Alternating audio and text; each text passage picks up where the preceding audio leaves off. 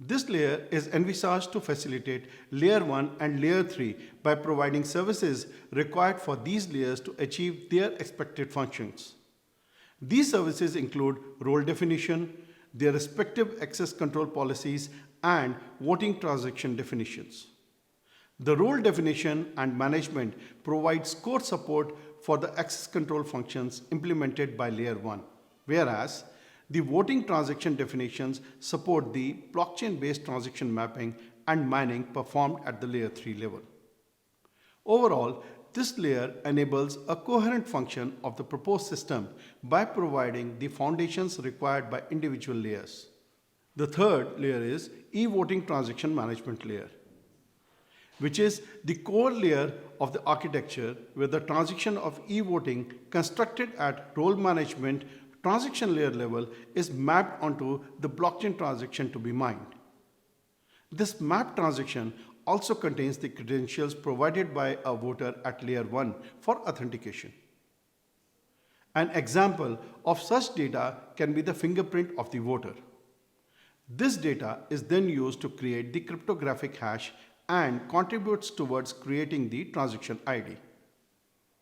The verification of such credentials is envisioned to be achieved at user interaction and front-end security layer, which is Layer 1. A number of virtual instances of nodes are involved in the process of mining to get this transaction finally entered into a chain. The last layer is ledger synchronization layer, which synchronizes multi-chain ledger with the local application specific database using one of the existing database technologies. Votes cast are recorded in the data tables at the back end of the database. Voters are able to track their votes using the unique identifier provided to them as soon as their vote is mined and added onto the blockchain ledger. The security considerations of the votes are based on blockchain technology using cryptographic hashes to secure end-to-end communication. Voting results are also stored in the application's database with a view to facilitate auditing and any further operations at a later stage. Now, let us look at the election process developed on a blockchain application of a dApp or smart contracts, both being the same. Each election process is represented by a set of smart contracts which are instantiated on the blockchain by the election administrators.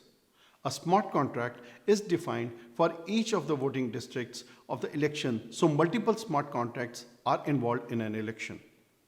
For each voter with its corresponding voting district location defined in the voter's registration phase, the smart contract with the corresponding location will be prompted to the voter after the user authenticates himself when voting.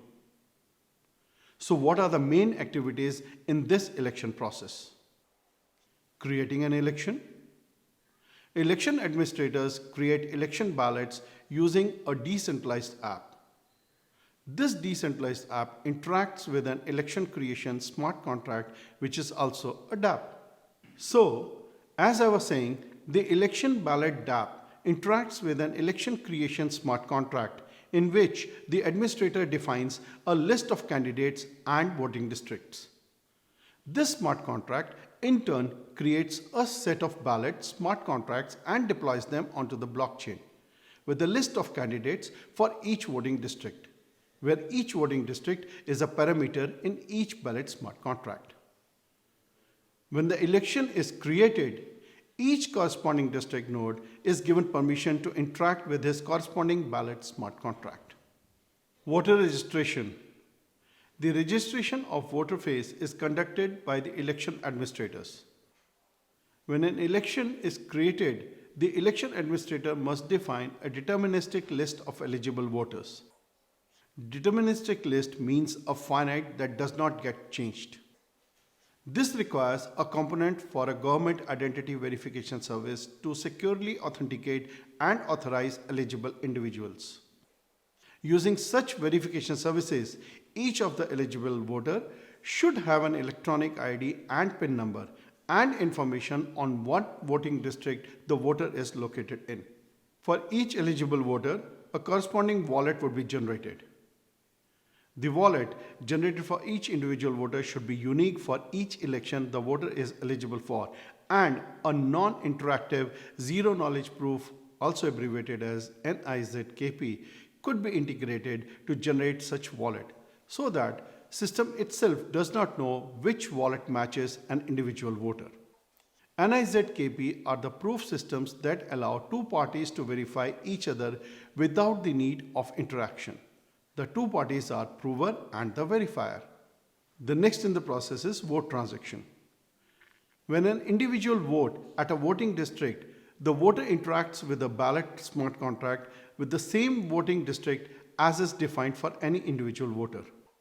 This smart contract interacts with the blockchain via the corresponding district node, which appends the vote to the blockchain if consensus is reached between the majority of the corresponding district nodes.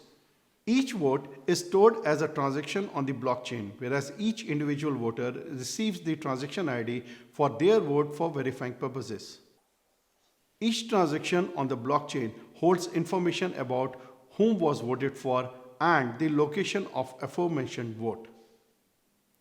Each vote is appended onto the blockchain by its corresponding ballot smart contract if and only if all corresponding district nodes agree on the verification of the vote data.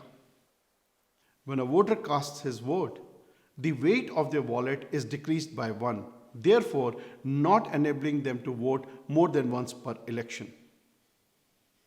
Tallying results. The tallying of an election is done on the fly in the smart contracts.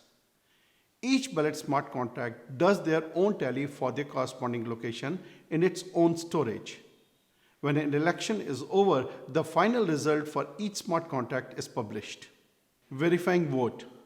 As was mentioned earlier, each individual voter receives the transaction ID of his vote. Each individual voter can go to his government official and present their transaction ID after authenticating himself using his electronic ID and its corresponding PIN. The government official, utilizing district node access to the blockchain, uses the Blockchain Explorer to locate the transaction with the corresponding transaction ID on the blockchain. The voter can therefore see his votes on the blockchain, verifying that it was counted and counted correctly.